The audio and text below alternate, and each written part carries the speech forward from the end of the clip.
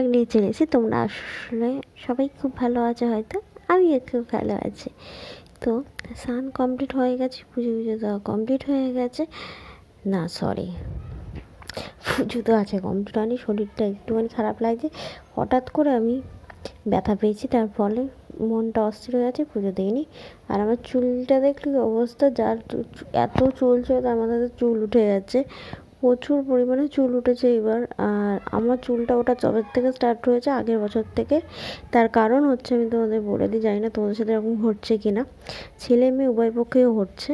অতিরিক্ত চুল উঠছে, কারোর খুশকির প্রবলেম হচ্ছে, কারোর ট্রেন্ডাপ হচ্ছে, যেটা খুশকি বলে, তার জন্য। কারোর হচ্ছে ধুলোবালি নোংরা, এর জন্য অনেক সময় টেনশনের জন্য চুল ওঠে। আর আরেকটা ক্ষেত্রে আমি দেখলাম, সেটা হলো ঘাম।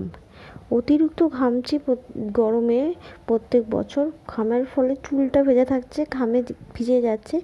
আমরা তো সবসময় চুল খুলে রান্না করতে পারি না, চুল খুলে সব কাজ করতে পারি না, না স্বাভাবিকভাবে ঘরে। তো ওই চুল বেঁধে থেকে থেকে না, ব্যাপারটা হয়ে গেছে কি, ভেজা থাকছে ওরা, এত এত গাদা গাদা চুল উঠতে উঠতেই প্রবলেম হয়ে দাঁড়িয়েছে।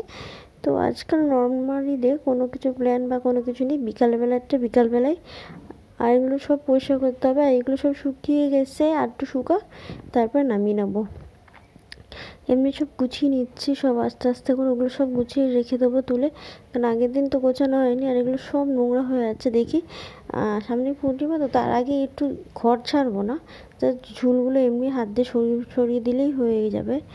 একটু অ্যাকচুয়ালি প্রত্যেক দিন আমি আগে শনি মঙ্গলবার করে ধুনো দিতাম, এখন যেহেতু শীতকাল, মশার ব্যাপারটা বেশি, তো ওই গুড নাইট কল বা অল আউট এসবের থেকে দূরে থাকার জন্য এই ধুনোটা দিই, যাতে মশাটাও কম থাকে। আর আমি জানলাগুলোও বন্ধ করে দিই তারপরে।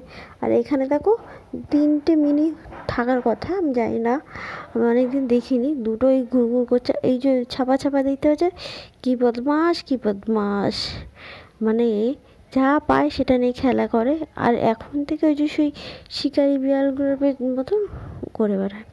রাতে আমি ডিনারে চাউমিন খেয়েছি, আর ফুচকাটা তার আগেই খেয়েছি। আমার চাউমিনটা সাদা মোটাই থাকে, কারণ আমি বেশি হেভি খেতে পছন্দ করি না। আর এখানে এই কাঁথাটা হালকা একটু স্যাঁতস্যাঁত করছে, শীতকাল যেহেতু, কেচে দিই একটু দেরি হয়ে গেছে, তো এটাই ফ্যানের মধ্যে ছড়িয়ে দিলাম। আর বাকি যে কাজকর্ম আছে সেগুলো সেরে নিলাম, দিয়ে রাতে ঘুমাবো এরপর। তো টাটা, তোমরা ভালো থেকো।